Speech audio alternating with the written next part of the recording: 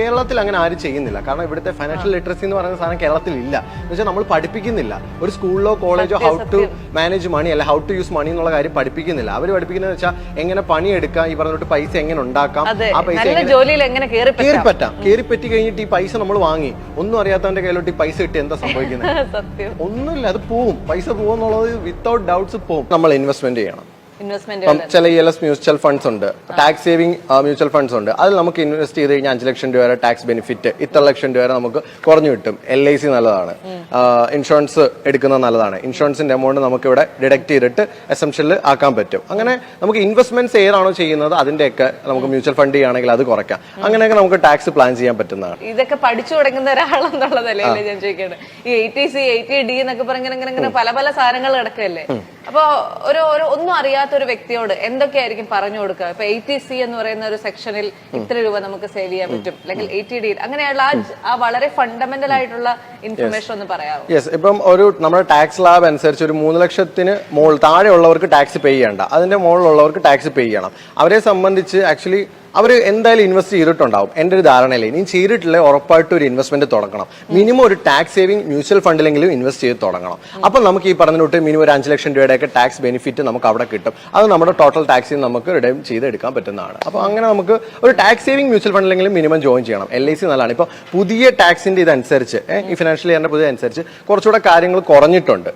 നമുക്ക് actually yes, ഒരു salary എംപ്ലോയിക്ക് 2 രീതിയിൽ നമുക്ക് തിരഞ്ഞെടുക്കാൻ പറ്റും. ഇപ്പം പുതിയ നിയമം അനുസരിച്ച് പഴയ നിയമം നമുക്കൊരു സാലറിഡ് എംപ്ലോയിക്ക് ഏത് വേണമെങ്കിലും സെലക്ട് ചെയ്യാം ഒരു ഇയറിൽ.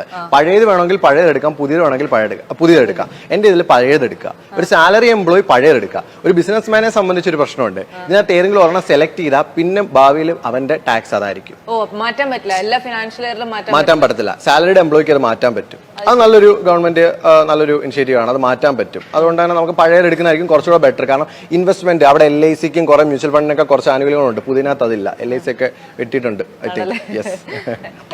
നമ്മളെ എപ്പോഴും എന്റെ ഒരു ജനറൽ ചോദ്യം, അത് സംശയം, അതായത് നമ്മളെപ്പോഴും പറയും നമ്മളെപ്പോഴും ഒരു സാലറീഡ് ആയിട്ടുള്ള ഒരാളായിട്ടിരുന്നാൽ നമുക്ക് ഒരിക്കലും റിച്ച് ആവാൻ പറ്റില്ല.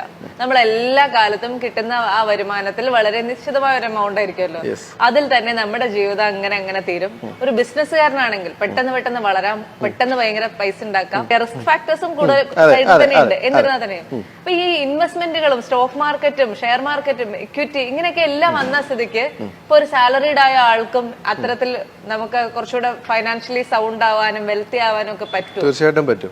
അത് നമ്മുടെ തെറ്റിദ്ധാരണയാണ്. ബിസിനസ്സുകാർക്ക് മാത്രമേ പൈസ ഉണ്ടാക്കാൻ പറ്റത്തുള്ളൂ, സാലറിഡ് പേഴ്സണ് പറ്റില്ല. സാലറിഡ് പേഴ്സണ് പറ്റും. അതെന്ത് ചെയ്യണമെന്ന് വെച്ച് കഴിഞ്ഞാൽ കൃത്യമായിട്ട് വരുന്ന ഫണ്ടിനെ സാലറിയെ മാനേജ് ചെയ്യാൻ പഠിക്കണം. നമുക്ക് നീഡ്സ് ഉണ്ട്, വാണ്ട്സ് ഉണ്ട്, അതുപോലെ തന്നെ നമ്മളത് സെറ്റ് ചെയ്യണം. സേവിങ്സ് ഉണ്ട്, ഗ്ലോബലി അക്സെപ്റ്റഡ് ആയിട്ടുള്ള റൂളാണ്, എല്ലാവരും ഫോളോ ചെയ്യുന്നതാ 50-30-20 റൂൾ. ഓക്കെ, അതിനകത്ത് 50 എന്ന് പറയുന്നത് നമ്മുടെ നീഡ്സ് ആണ്. 50% നമ്മുടെ നീഡ്സ് ആണ്. നമുക്ക് കിട്ടുന്ന സാലറി 1 ലക്ഷം രൂപയാണെങ്കിൽ അതിന്റെ 50,000 രൂപ എന്ന് വെച്ച് കഴിഞ്ഞാൽ നമ്മുടെ നീഡ്സിന് വേണ്ടി ഉപയോഗിക്കുക. 30% എന്ന് പറയുന്നത് നമ്മുടെ വാണ്ട്സിന് വേണ്ടി ഉപയോഗിക്കുക. ഈ നീഡ്സ് എന്ന് പറയുന്നത് ആക്ച്വലി നമ്മുടെ റെഗുലർ ഫുഡ്, നമ്മുടെ ഡ്രസ്സ്,